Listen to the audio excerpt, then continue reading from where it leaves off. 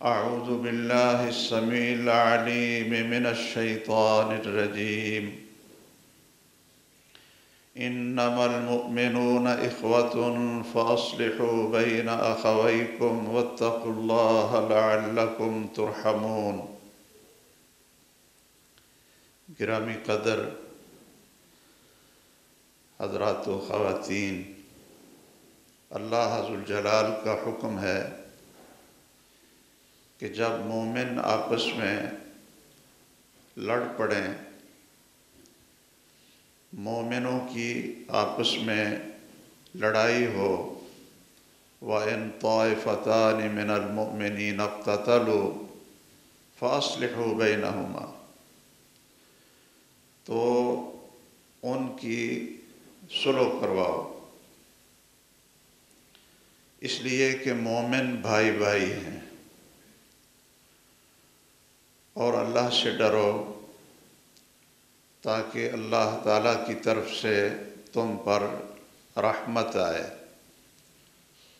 ان آیات سے پتہ چلتا ہے کہ بسا اوقات مسلمان اور مومن لوگ، بلکہ اعلیٰ درجے کے مومن لوگ، بلکہ وہ مومن لوگ جن کو اللہ ذوالجلال مومن کہہ رہے ہیں، اور وہ مومن لوگ جن کو اللہ ذوالجلال نے جنت کی بشارتیں دی ہیں، اور وہ مومن لوگ جن کو اللہ کے رسول صلی اللہ تعالی علیہ وسلم نے شہادت کی خوشخبریاں دی ہیں، ان کی بھی آپس میں اگر لڑائی ہو جائے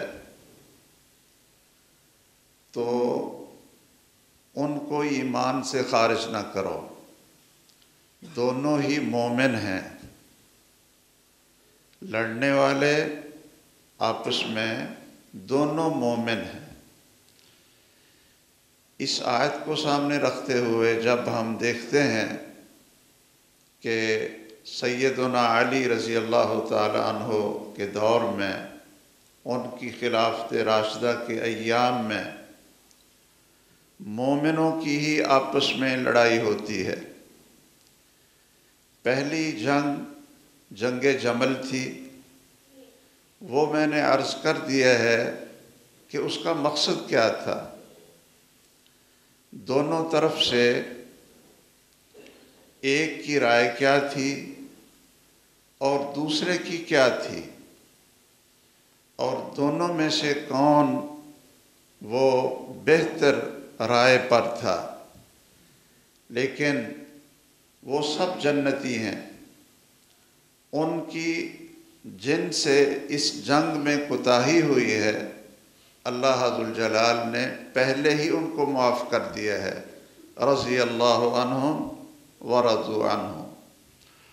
اور سیدہ عائشہ رضی اللہ تعالیٰ عنہ کی طرف سیدنا طلحہ اور زبیر تھے رضی اللہ تعالیٰ عنہما، اور ان دونوں کو رسول اللہ صلی اللہ علیہ وسلم نے اپنی زندگی میں جنت کی بشارت بھی دی تھی، 10 مبشرہ کے لوگ تھے، اور پھر آپ نے ان دونوں کو شہادت کی خوشخبری بھی دی تھی۔ پتہ چلا کہ وہ جنگ جمل میں سیدہ عائشہ رضی اللہ تعالیٰ عنہ کی طرف تھے، اور وہ شہید ہوئے، تو ان کو شہید کس نے کہا؟ ان کو شہید محمد الرسول اللہ صلی اللہ علیہ وسلم نے کہا۔ تو جب اللہ کے رسول صلی اللہ علیہ وسلم ان کو جنتی کہتے ہیں، ان کو شہید کہتے ہیں، ان کو بخشے ہوئے کہتے ہیں، وَكُلًّا وَعَدَ اللَّهُ الْحُسْنَى، اور سب سے اللہ ذوالجلال جنت کا وعدہ کر رہے ہیں، تو پھر ان دونوں فریقوں میں سے کسی ایک کے بارے میں میرے جیسے کم علم یا کسی انسان کا اس دور میں تبصرہ کرنا اور منفی تبصرہ کرنا، اور ان کے اوپر اس طرح کے الفاظ بولنا کہ وہ ظالم ہیں اور اس طرح کے، اور جو ہماری زبان تو اس کی اجازت نہیں دیتی، یہ اہل سنت کا اور اہل حدیث کا موقف نہیں ہے۔ دوسری جنگ صفین ہے۔ جنگ صفین کے اندر بھی یہی معاملہ تھا۔ جنگ جمل کے بعد جب سیدنا علی رضی اللہ تعالیٰ عنہ کوفہ واپس آتے ہیں اور وہ کوفے کو ہی پھر اپنا دارالخلافہ بنا لیتے ہیں، مدینہ منورہ کو چھوڑ دیتے ہیں اور کوفے میں رہتے ہیں۔ اگرچہ عبداللہ ابن سلام رضی اللہ تعالیٰ عنہ انہوں نے سیدنا علی رضی اللہ تعالیٰ عنہ کو مشورہ دیا تھا کہ آپ مدینہ میں ہی رہیں اور مدینہ کو ہی دارالخلافہ رکھیں، لیکن سیدنا علی رضی اللہ تعالیٰ عنہ کی رائے تھی کہ امت کے اندر جو زیادہ فتنے پیدا ہوتے ہیں اور اس قسم کے جو لوگ ہیں جو دوسروں کو گمراہ کر کے جتھے بنا کر امت میں انتشار کا باعث بن رہے ہیں، وہ کوفے کے علاقے میں زیادہ ہے۔ اس لیے انہوں نے کوفے کو اپنا دارالخلافہ بنایا۔ جنگ جمل سے واپسی کے بعد پھر سیدنا علی رضی اللہ تعالیٰ عنہ مشورہ کرتے ہیں کہ وہ علاقے جو ابھی تک ان کی خلافت میں نہیں آئے، جنہوں نے ان کی خلافت کی بیعت نہیں کی، ان میں ایک شام کا علاقہ جس کے گورنر اور امیر سیدنا امیر معاویہ رضی اللہ تعالی عنہ سے تھے، اور یہ سیدنا عمر کے دور سے شام کے گورنر تھے۔ انہوں نے شام کے علاقے میں بہت سی فتوحات بھی کی سیدنا عمر رضی اللہ تعالیٰ عنہ کے دور میں۔ پھر سیدنا عثمان غنی کے 12 سالہ دور خلافت میں شام کے علاقے میں فتوحات کا لمبا سلسلہ، بلکہ باہری جنگ اور باہری بیڑا سب سے پہلے مسلمانوں میں تیار کرنے والے وہ امیر معاویہ رضی اللہ تعالیٰ عنہ تھے۔ تو سیدنا علی رضی اللہ تعالیٰ عنہ کو بعض صحابہ نے یہ مشورہ بھی دیا تھا کہ آپ سیدنا امیر معاویہ رضی اللہ تعالیٰ عنہ کو معزول نہ کریں اور ان کی جگہ پر کوئی گورنر مقرر نہ کریں، تاکہ پہلے ادھر دوسرے علاقے میں استحکام ہو جائے اور بعد میں آپ ان کے ساتھ بات کر لیں۔ انہوں نے جن کو گورنر بنا کر بھیجا تھا شام کی طرف، پہلے عبداللہ ابن عمر کو کہا رضی اللہ تعالیٰ عنہ، انہوں نے معذرت کی، پھر ایک اور صحابی کو بھیجا، تو وہ راستے میں واپس آ گئے۔ لوگوں نے کہا کہ یہاں آپ کے لیے جان کا خطرہ ہے تو آپ واپس چلے جائیں۔ تو سیدنا علی رضی اللہ تعالیٰ عنہ نے پھر مشورہ کیا کہ سیدنا امیر معاویہ رضی اللہ تعالیٰ عنہ سے بیعت خلافت کا مطالبہ کیا جائے کہ میں چونکہ خلیفہ ہوں وہ میری بیعت کریں تاکہ ہمارے پاس قوت مضبوط ہو اور ہم آپس میں لڑنے کی بجائے کافروں کے ساتھ، اللہ کے دشمنوں کے ساتھ جنگ کریں۔ ان کی طرف سے پیغامات جاتے رہے اور سیدنا امیر معاویہ رضی اللہ تعالیٰ عنہ ایک ہی مطالبہ آگے سے رکھتے تھے۔ وہ فرماتے تھے کہ میں عثمان غنی رضی اللہ تعالیٰ عنہ کے خون کا وارث ہوں اور وہ مظلوم شہید ہوئے ہیں، اور میں ان کے چچا کا بیٹا ہوں، اور میرا اللہ نے حق دیا ہے کہ میں ان کے قصاص اور خون کے بدلے کا مطالبہ کروں۔ اس لیے جب تک انہوں نے سیدنا علی رضی اللہ تعالیٰ عنہ کو پیغام دیا کہ آپ ہی خلافت کے حقدار ہیں، آپ ہی خلیفہ ہیں، جن 6 لوگوں کو سیدنا عمر رضی اللہ تعالیٰ عنہ نے خلافت کے لیے مقرر کیا تھا، ان میں آپ ہی ہیں۔ میں خلافت کا دعویٰ نہیں کرتا، لیکن بیعت آپ کی پھر کروں گا کہ آپ میرے چچا کے بیٹے سیدنا عثمان رضی اللہ تعالیٰ عنہ کے خون کا بدلہ لیں۔ تو آپ جانتے ہیں، میں نے عرض کیا ہے کہ سیدنا علی رضی اللہ تعالیٰ عنہ فرماتے تھے کہ ابھی میرے پاس تو خلافت میں استحکام نہیں ہے، اس لیے اسی وقت ان سے بدلہ لینے میں اور زیادہ فتنہ اور زیادہ قتل و غارت ہوگی۔ چنانچہ امیر معاویہ رضی اللہ تعالیٰ عنہ نے بیعت سے انکار کر دیا جب تک خون عثمان رضی اللہ تعالیٰ عنہ کا قصاص نہ لیا جائے۔ سیدنا علی رضی اللہ تعالیٰ عنہ نے کوفے سے لشکر تیار کیا، بصرے سے بھی، اور جو علاقے ان کے ہاتھ میں تھے، تو ان کی تعداد کے بارے میں سیرت کی کتابوں میں، تاریخ کی کتابوں میں مختلف لکھے ہیں۔ کسی نے لکھا ہے جی 40,000 کا لشکر جمع ہو گیا تھا، کسی نے لکھا ہے جی 20,000 کا لشکر تھا۔ اب حقیقت اللہ بہتر جانتا ہے کتنی تعداد تھی۔ وہ کوفے سے نکلے، شام کی طرف جا رہے ہیں، اور خبریں سیدنا معاویہ رضی اللہ تعالیٰ عنہ کو بھی مل رہی ہے کہ اب ہمارے اوپر جنگ مسلط ہونے والی ہے۔ تو انہوں نے بھی پھر اپنی مجلس شورا، اور وہاں بھی جو صحابہ کرام تھے، بڑے بڑے جلیل القدر صحابہ تھے شام میں رہنے والے، تو ان کو بلایا اور مشورہ کیا۔ وہ کہنے لگے ٹھیک ہے، ہم اپنا دفاع کریں گے۔ چنانچہ وہ بھی لشکر تیار کر کے تو دمشق سے نکلے، اور صفین جگہ کا نام ہے، اس جگہ پہ دونوں فوجیں اکٹھی ہو گئی۔ اب آپ دیکھیے کہ دونوں کا مقصد کیا ہے، نیت کیا ہے۔ کیا دونوں نے اسلام کو چھوڑا تھا؟ نہیں۔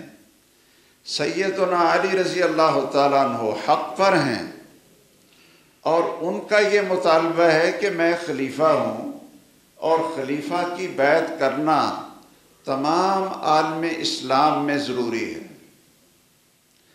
سیدنا امیر معاویہ رضی اللہ تعالیٰ عنہ کی نیت وہ کیا تھی کہ ٹھیک ہے آپ خلیفہ ہیں، اور آپ کا یہ فرض بنتا ہے کہ آپ ہمارے آدمی جو خلیفہ بھی تھے وہ شہید ہو گئے، تو قاتلوں سے قصاص لیں، اور جو قاتلوں کے ساتھ آنے والے، ان کی مدد کرنے والے تھے، وہ تو آپ کے لشکر میں ہیں۔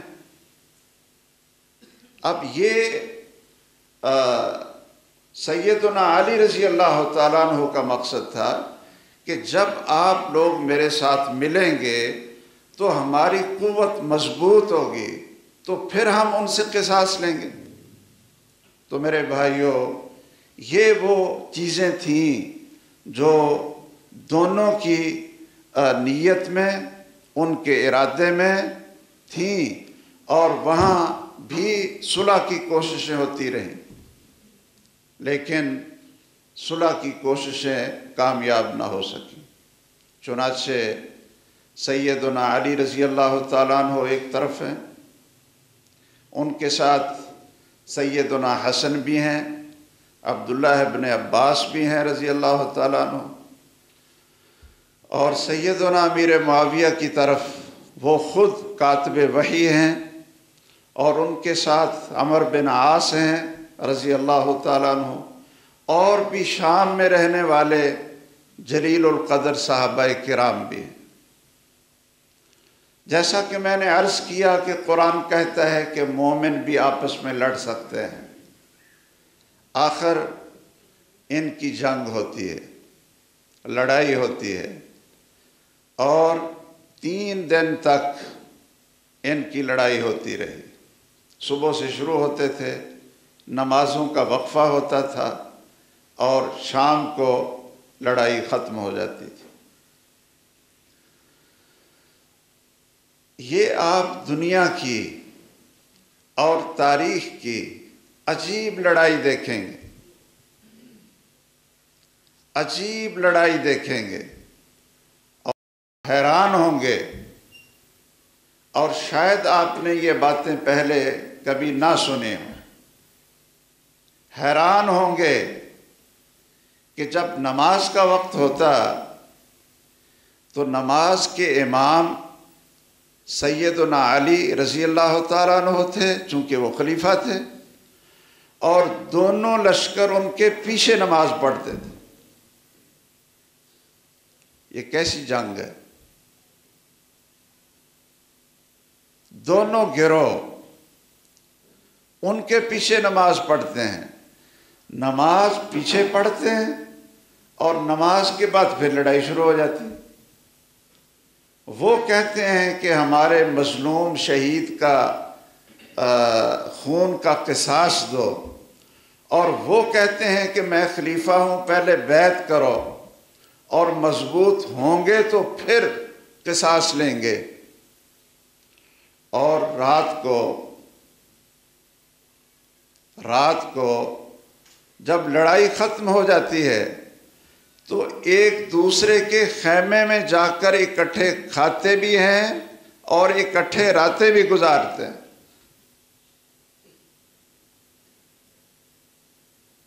اگر حوالے کی ضرورت ہو، البدایہ والنہایہ میں موجود ہے، تاریخ طبری کے اندر موجود ہے۔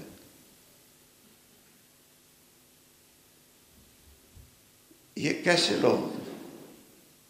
اس سے کیا پتہ چلتا ہے کہ ان کی ایمانی محبت قائم تھی۔ جو ایمان کی محبت ہے نا، وہ قائم تھی۔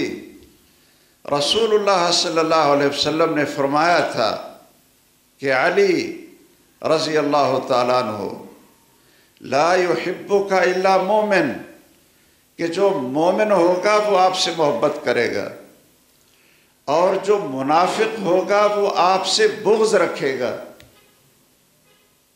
مجھے بتائیے، اس لشکر کے اندر جو امیر معاویہ کے خلاف صف آ رہا ہے، تو سیدنا علی رضی اللہ تعالیٰ عنہ سے ایمان کے لحاظ سے کوئی بغض رکھنے والا ہے؟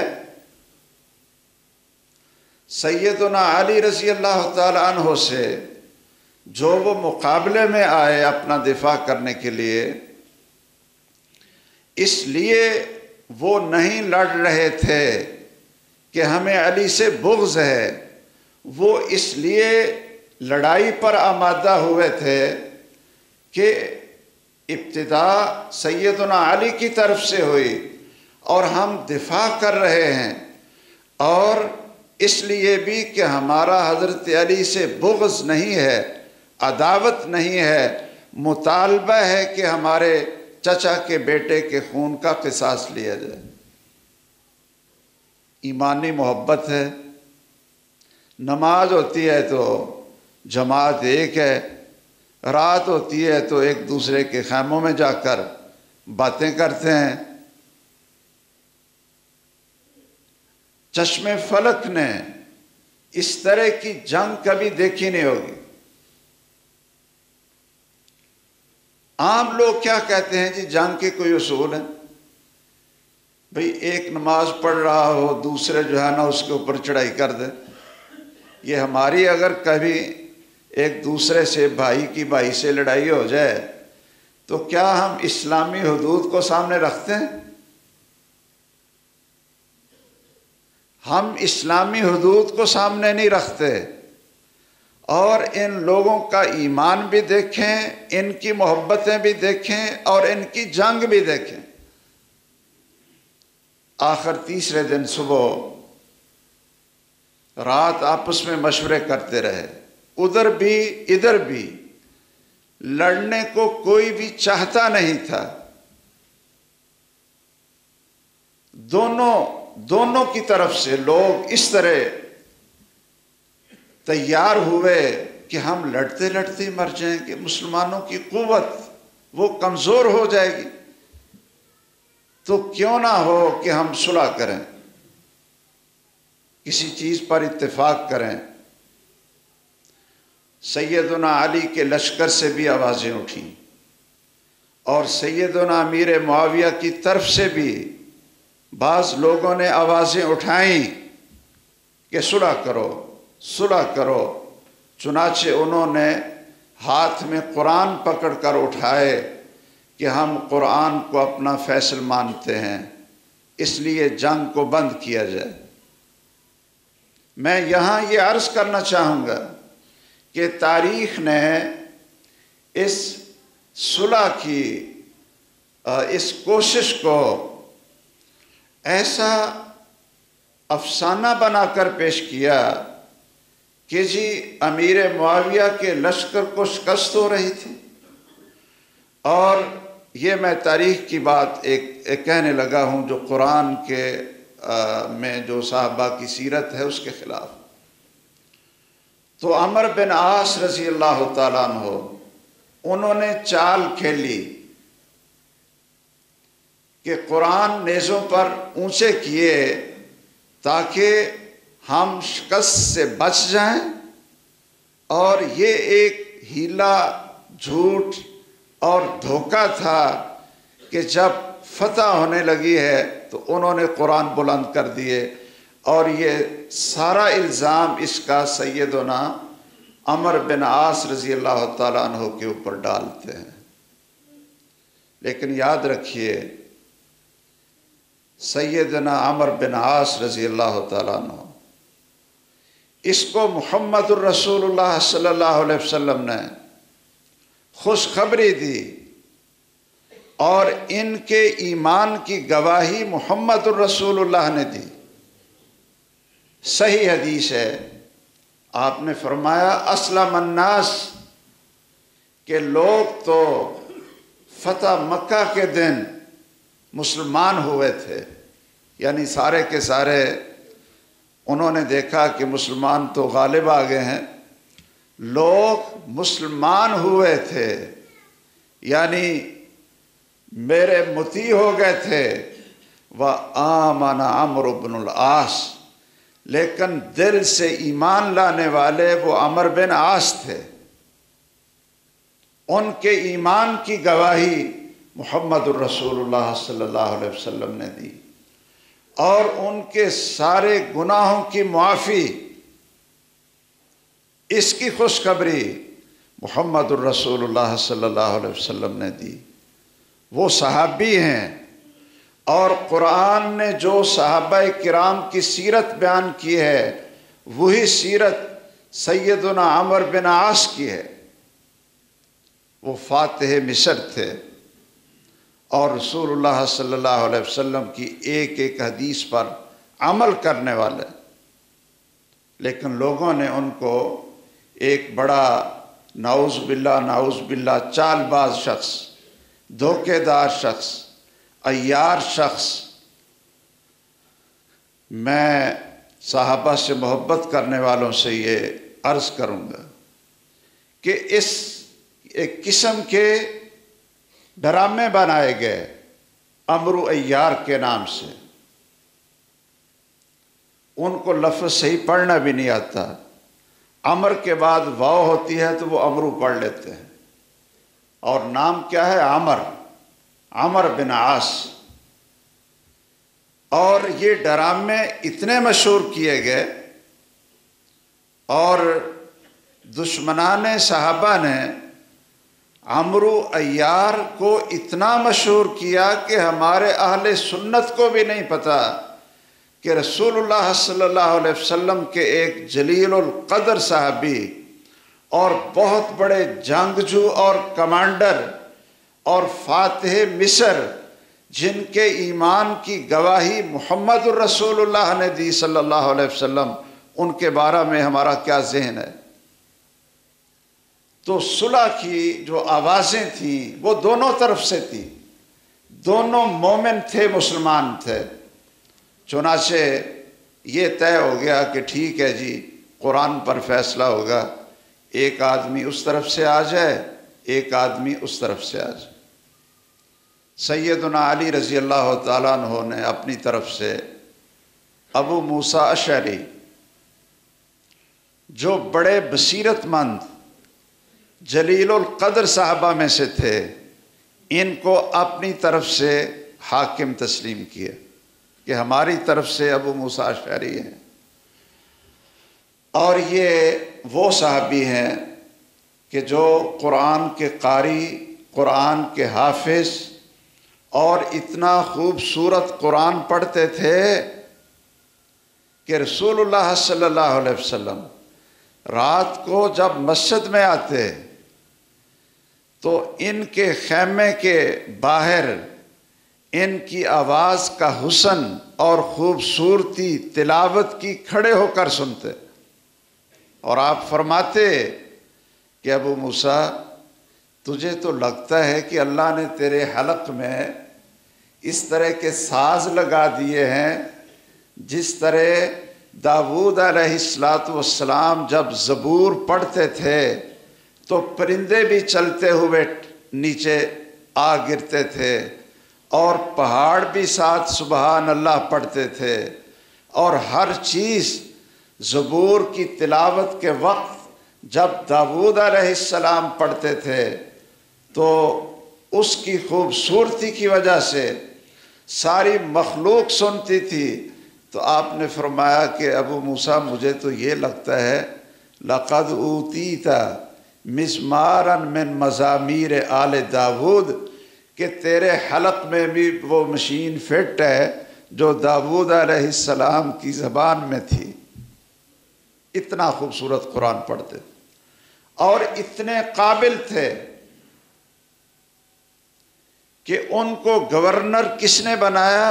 محمد الرسول اللہ صلی اللہ علیہ وسلم نے یمن کا گورنر بنایا۔ ان کو گورنر ابو بکر صدیق رضی اللہ تعالیٰ عنہ نے بنایا، ان کو گورنر عمر بن خطاب نے بنایا، اور سیدنا عثمان رضی اللہ تعالیٰ عنہ نے ان کو برقرار رکھا۔ امیر معاویہ کی طرف سے جو منصف پیش ہوئے وہ عمر بن عاص تھے رضی اللہ تعالیٰ عنہ۔ اب یہاں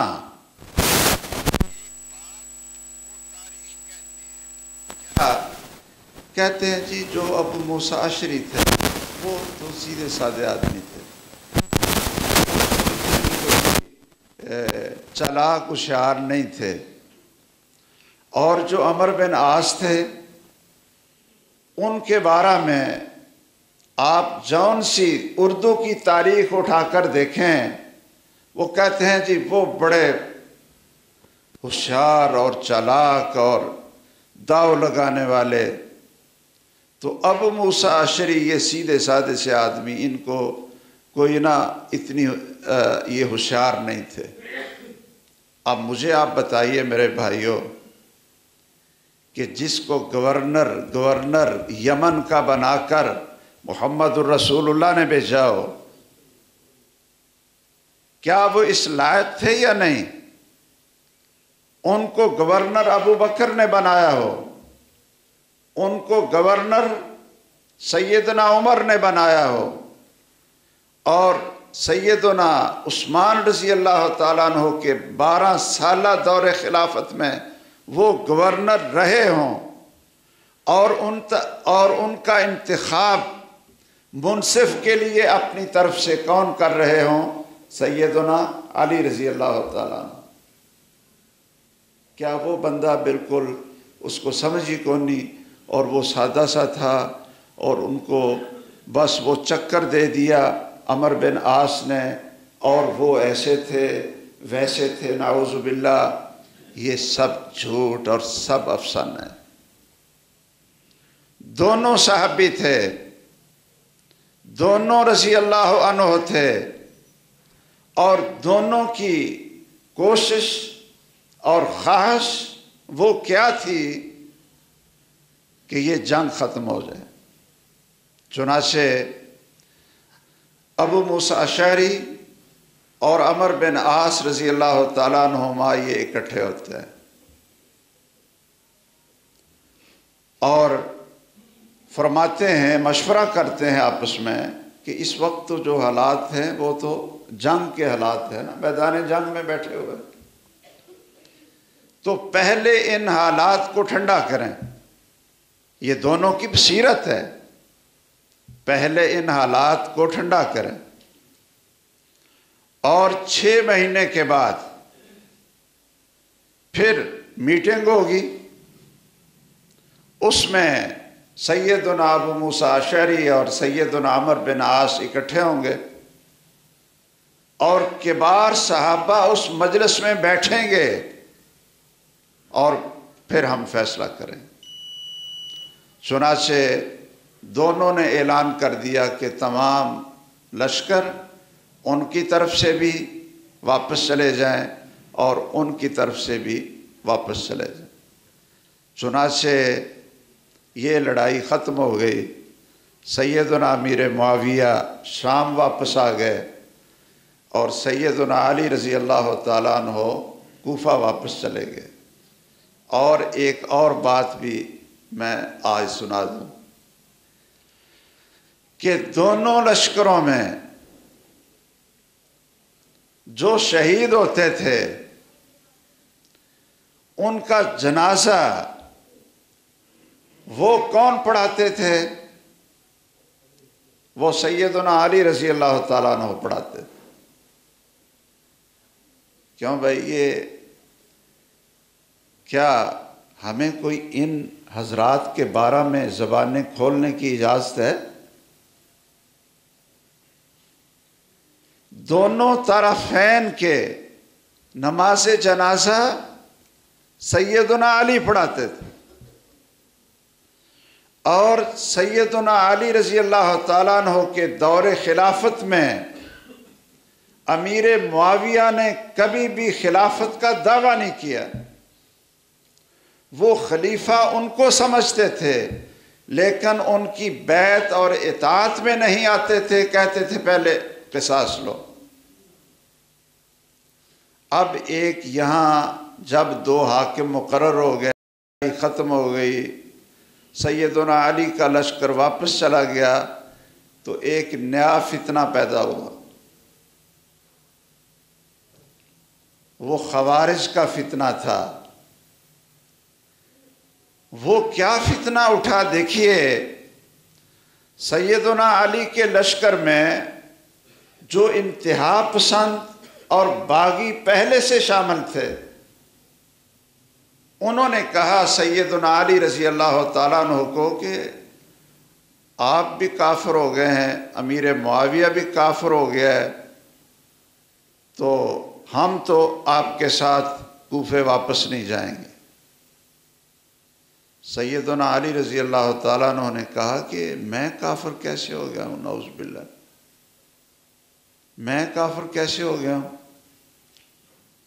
اب دیکھیے کہ شیطان کس طرح انسانوں سے کھیلتا ہے، اور کس طرح صحیح الفاظ کو غلط معنی پہنا کر کس انتہا پر چلا جاتا ہے۔ 12,000 کا لشکر وہ الگ ہو گیا، الگ ہو گیا، کہنے لگے کہ تو مسلمان نہیں رہا، اور امیر معاویہ پہلے ہی مسلمان نہیں تھا، اس لیے کہ انہوں نے آپ کی بیعت نہیں کی تھی۔ تو سیدنا علی نے کہا رضی اللہ تعالیٰ عنہ، رضی اللہ تعالیٰ عنہ، یہ کیسے الفاظ ہیں؟ کہا کہ بھئی میں کیسے کافر ہوا؟ کہتے ہیں کہ اللہ نے قرآن میں کہا ہے ان الحکم الا للہ، کہ حاکم صرف اللہ ہے۔ حاکم کون ہے؟ اللہ۔ اور تو نے ابو موسیٰ اشری کو حاکم بنایا اور ادھر سے عمر بن عاص کو حاکم مانا، تو قرآن کہتا ہے ان الحکم الا للہ، کہ حاکم صرف اللہ ہے۔ تو نے قرآن کا انکار کر کے، قرآن کی آیت کو توڑ کر، تو نے دو آدمیوں کو حاکم بنا دیے۔ لو جی، یہ ایک نیا فتنہ کھڑا ہو گیا۔ سیدنا علی رضی اللہ تعالیٰ عنہ نے کہا کلمۃ حق ارید بها الباطل، کہ یہ بات تو سچ ہے کہ حاکم اللہ ہے۔ حاکم، اصل حاکم کون ہے؟ اللہ ہے، اس کا حکم چلتا ہے۔ یہ بات تو صحیح، لیکن ارید بها الباطل، انہوں نے اس کا غلط معنی لے کر امت کے اندر فتنہ اور انتشار پیدا کیے، انتشار پیدا کیے۔ بڑا سمجھایا لیکن عقل نہیں آئی۔ تو یہ لوگ، حرورہ ایک جگہ تھی، وہاں یہ 12,000 کا لشکر جا کر اکٹھا ہو گیا۔ 12,000 کا لشکر، جنگجو لوگ۔ اور ان کے بارے میں رسول اللہ صلی اللہ علیہ وسلم نے فرمایا تھا یہ اتنی لمبی نمازیں پڑھیں گے اور روزے رکھیں گے، قرآن بڑا پڑھیں گے، عبادت بڑی کریں گے، لیکن یہ اللہ کی زمین پر یہودیوں اور عیسائیوں سے بھی بدتر لوگ ہوں گے۔ سیدنا علی نے کہا کہ آپ لوگ باز آ جائیں، آپ کیا کرتے ہیں؟ سیدنا ابن عباس کو بھیجا ان سے بات کرنے کے لیے، لیکن وہ راہ راست پر نہیں آئے۔ ابھی تو شام کا مسئلہ ان کے سامنے تھا، اور یہ ابھی وہ مسئلہ حل نہیں ہوا، اور درمیان میں ایک اور مصیبت اور فتنہ اور مشکل کھڑی ہو گئی۔ اب سیدنا علی رضی اللہ تعالیٰ عنہ اس مشکل کو حل کرنے میں وہ اس کے پیچھے لگے کہ پہلے یہ ایک نیا فتنہ جو ہے اس کو تو روکیں۔ یہ ایسے بدبخت تھے، ہر ایک کے پاس جاتے، کہتے قرآن میں آتا ہے نا ان الحکم الا للہ، کہ حاکم اللہ ہے۔ وہ دوسرا کہتا ہاں جی۔ تو یہ حضرت علی نے پھر ابو موسیٰ اشری کو اور عمر بن عاص کو حاکم بنا لیے۔ وہ کہتے ہاں یہ بات تو ہے، علم نہیں تھا، بصیرت نہیں تھی۔ کیا اللہ تعالیٰ انسانوں کے درمیان جو فیصلے کرتے ہیں وہ آسمان سے اتر کر کرتے ہیں فیصلے؟ فیصلے تو جج نے کرنا ہوتا ہے، فیصلہ تو قاضی نے کرنا ہوتا ہے۔ اب دو ساتھی آپس میں ناراض ہو جائیں تو ان دونوں کے میرے پاس آئیں تو فیصلہ تو میں نے کرنا ہے، تو کیا وہ کافر ہو جائیں گے؟ اللہ سے فیصلہ کیا لیں گے؟ شیطان نے ایسی پٹی پڑھائی، ایسے گمراہ ہوئے کہ سیدنا علی رضی اللہ تعالیٰ عنہ نے عبداللہ ابن عباس کو بھیجا۔ وہ کہنے لگے جی مجھے ایک دفعہ بھیجیں، میں ان کو سمجھانے کی کوشش کرتا ہوں، یہ راہ راست پر آ جائیں۔ سیدنا علی رضی اللہ تعالیٰ عنہ نے کہا کہ میں اتنی دیر تک تمہارے اوپر تلوار نہیں اٹھاؤں گا جب تک تم کوئی ایسا کام نہیں کرو گے کہ مجھے تم سے جنگ لڑنا پڑے۔ اس لیے کہ تم کلمہ پڑھتے ہو، نمازیں پڑھتے ہو، تو میں تلوار نہیں اٹھاؤں گا۔ اگر تمہاری طرف سے زیادتی ہوئی تو پھر میں جنگ لڑوں گا۔ اور وہ ظالم ایسے تھے کہ وہاں اس علاقے سے سیدنا خباب بن ارت ایک صحابی، ان کے بیٹے عبداللہ گزر رہے تھے اور ان کے ساتھ ان کی لونڈی تھی اور وہ حاملہ تھی۔ ان ظالموں نے اس سے کہا کہ کیا تجھے پتہ ہے کہ علی اور امیر معاویہ کافر ہو گئے؟ کہتے ہیں کیسی بات کرتے ہو، سیدنا علی تو ہمارے خلیفہ ہیں۔ کہتے ہیں اچھا، اس کو قتل کر دی اور اس خاتون کا پیٹ چاک کیا، حمل گرایا اور اس کو ذبح کر دیے۔ جب سیدنا علی کو یہ خبر پہنچی تو وہ پھر کوفے سے فوج اور پوری قوت اکٹھی کر کے ان سے جنگ لڑنے کے لیے نکلے کہ یہ تو حد پار کر گئے، انہوں نے تو حد کو کراس کیا، اور وہ بھی آگے سے تیار ہیں کہ تم کافر ہو۔ نعوذ باللہ، استغفر اللہ استغفر اللہ۔ نمازیں بڑی پڑھتے ہیں، روزے بڑے، آپ نے فرمایا تھا تم اپنی نمازوں کو، صحابہ سے کہا تم اپنی نمازوں کو حقیر سمجھو گے، اپنی عبادت کو چھوٹا سمجھو گے، اور ان کی عبادت دیکھ کر تم سمجھو گے کہ اصل تو اللہ کی عبادت کرنے والے یہی ہیں، تہجد پڑھتے ہیں، روتے ہیں۔ ابن عباس نے کہا رضی اللہ تعالیٰ عنہ، جی آپ مجھے اجازت دیں، ایک موقع دیں، میں جاتا ہوں ان کے پاس سمجھاتا ہوں۔ وہ جاتے ہیں